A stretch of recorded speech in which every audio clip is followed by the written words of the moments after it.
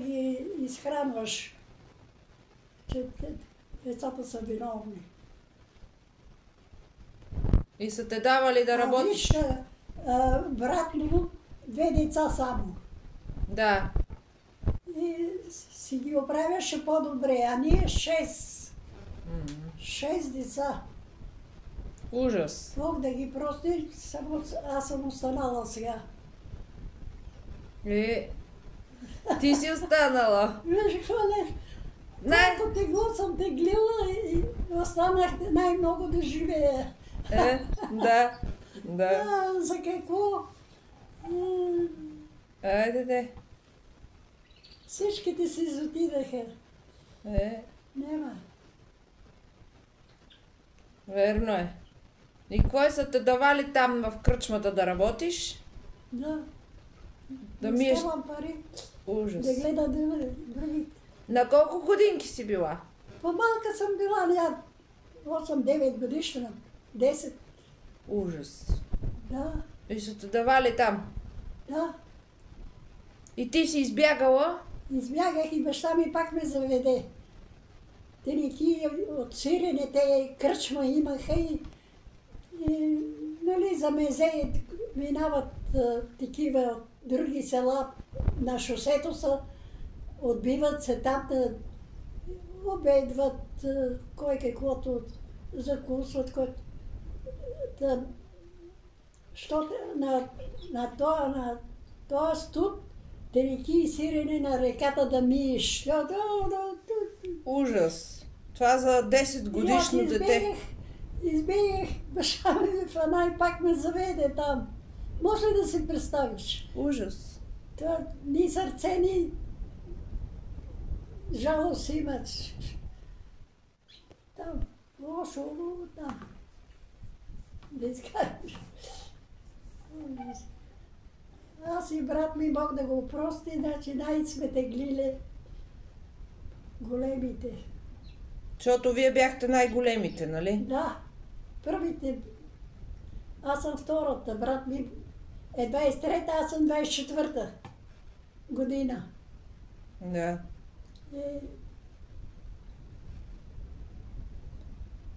Ще правя работа, ще ми дадат некъде да пасеше ли овце или... Да, бе, Ваня. Трагедия. Колко години, 100 години изкарах. Да. Сега 101. 101 си подкарала. 101-та караш. Да, 101-та кара. Дедо ми то, Бог да го прости, 104 години е живял.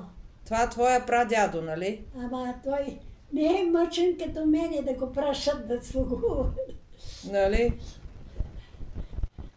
Той е бил богат, нали? Бил е богат. Бил е богат, дядо ти ми то. Богат? Да. Били са много богати. Какво са имали, бабо? Ниви, ливади, покрай Осогово планината, така има ливади и имаше... Да. Ама... Така е. От много богат станахме много бедни. И трябвало да слугувате. Когато дедо ми той е умрял, наследници дойдоха, от кошарите вземаха животните. И вземаха животните, дето ги гледаме, че са на наследство. Да. От много богати станахме много бедни. И трябваше да ходите да слугувате. Много богати са. Дедо ти ми той е много богат бил. Викат, като яхне кобилата червена, всичко е негово. После станахме много бедни. Наследниците вземаха... Ема и вие нали сте били и вие наследници? Нали и вие бяхте наследници? За вас нищо не е останало. Не чувам. Нали и вие бяхте наследници? Наследници? Другите го взеха. На кавала на последната дупка. Така е. Какво да правиш?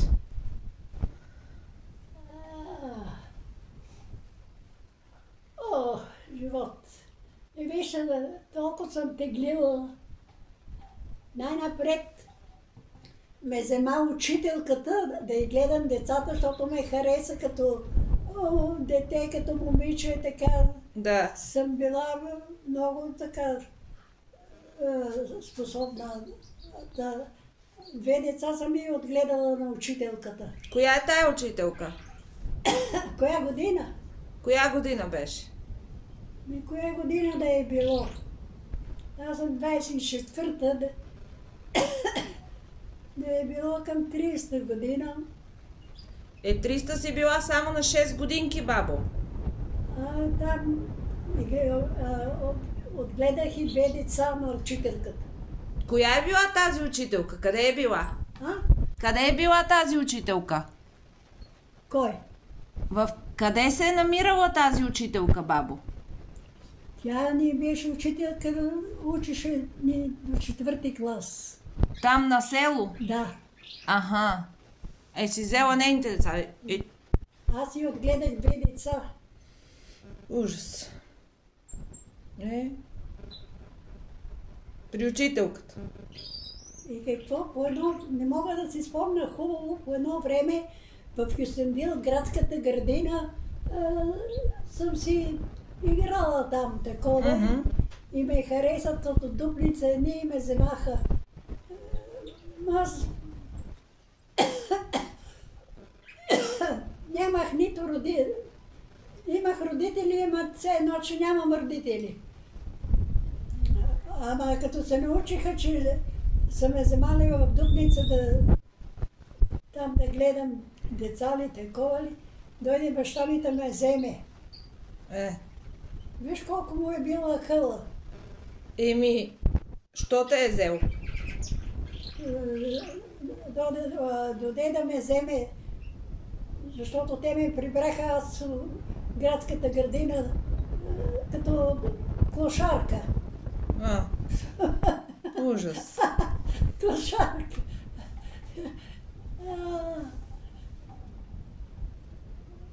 И те ме вземаха, много ме харесаха и аз от малка правих палачинки много хубави. И се ме караха да им правя палачинки. Да им готвя. Ти винаги хубаво. Те се радват, доволни са, че съм ме приготвила, че мога да...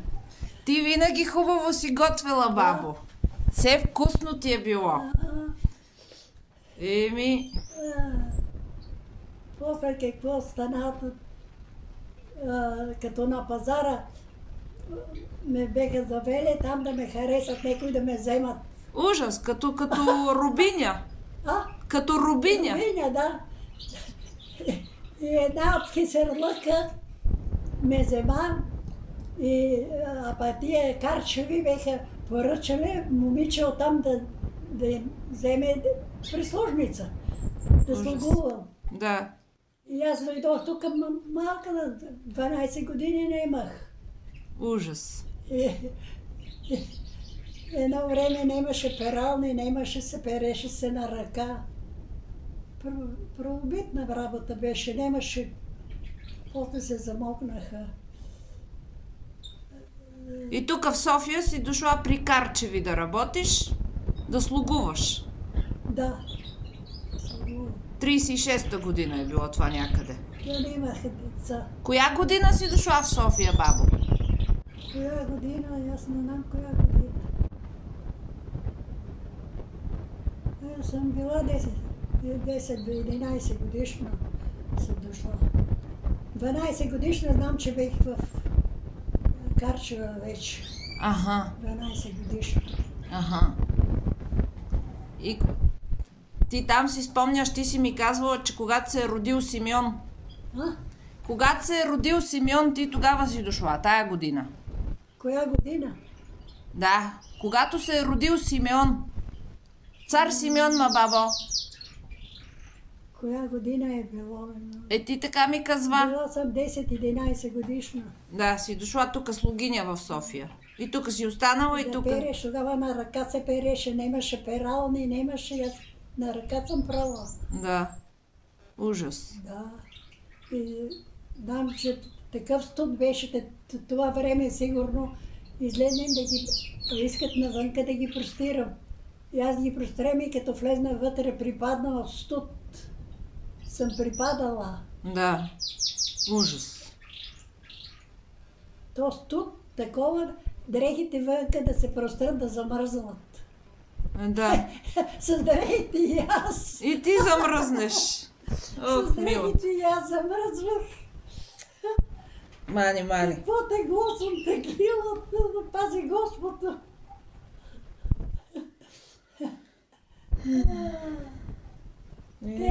Те ще седнат на масата, двамата да обедват. Да. Аз на капака на фурната ще ям. Там, долу в ниското. Те са били буржуа. На фурната капака ми беше масата.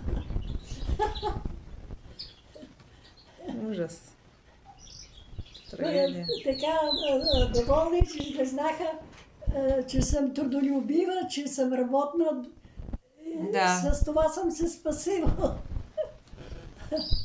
Ама няма прошка при тях, това е. Те ще едат на масата, двамата, а аз на капака на фурната. Ужас. Там, каквото ти дадат, това е. Това е.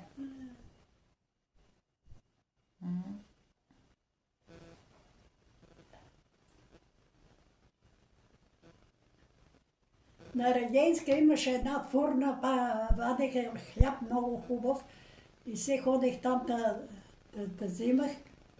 И един ми беше харесал, искаше да ме вземе, ама тя не ме дадаха. Че няма кой да им робува. Нали? Това Регенска, коя улица е сега, бабо? Коя улица е сега Регенска? Коя година? Не, коя улица? Регенска сега, коя улица? Как се казва? Коя улица? Да. Оборище. Не, Тази от край време. А тя Регенска ли се казваше? Регенска е тя, главната там минаваше трамвая. На Мадрид. Сега където е Мадрид. Да, Мадрид. Се е казвала Регенска. Да. Гати. Там беше движението, там беше...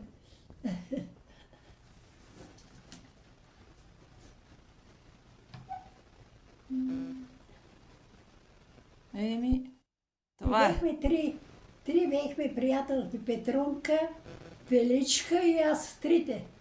Така и се дъргувахме много и се събирахме заедно, да успехме на Карчева на тавана. Трите се събирахме.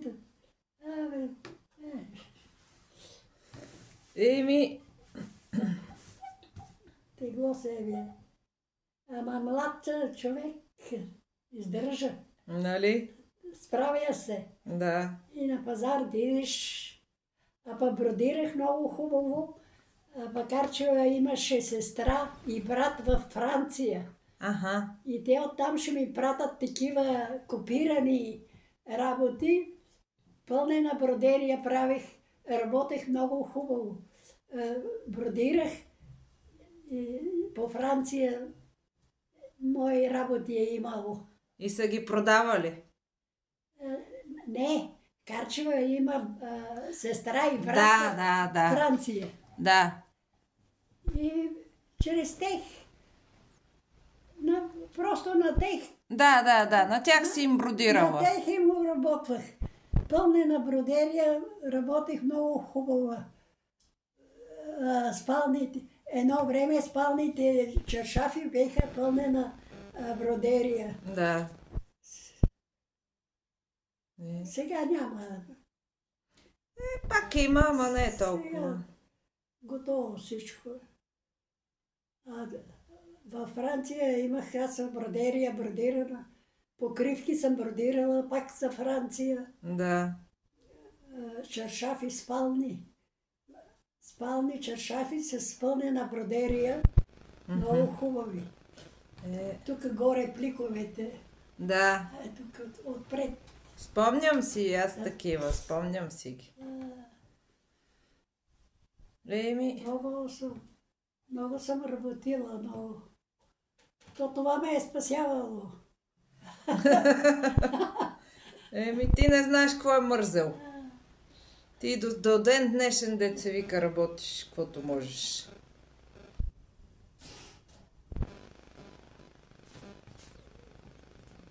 После решиха да осиновяват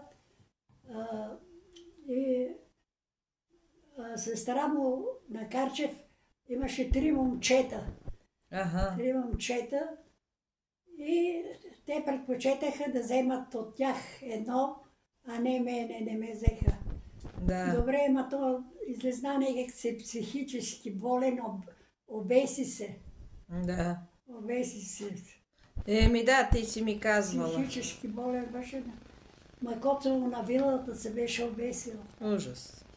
Психично заболяване е имало. Това на сестра му дете. Тя имаше 3 момчета, те вземаха най-малкото. Ама нещо не вървеше, ама не ги разбирах. Положението тогава.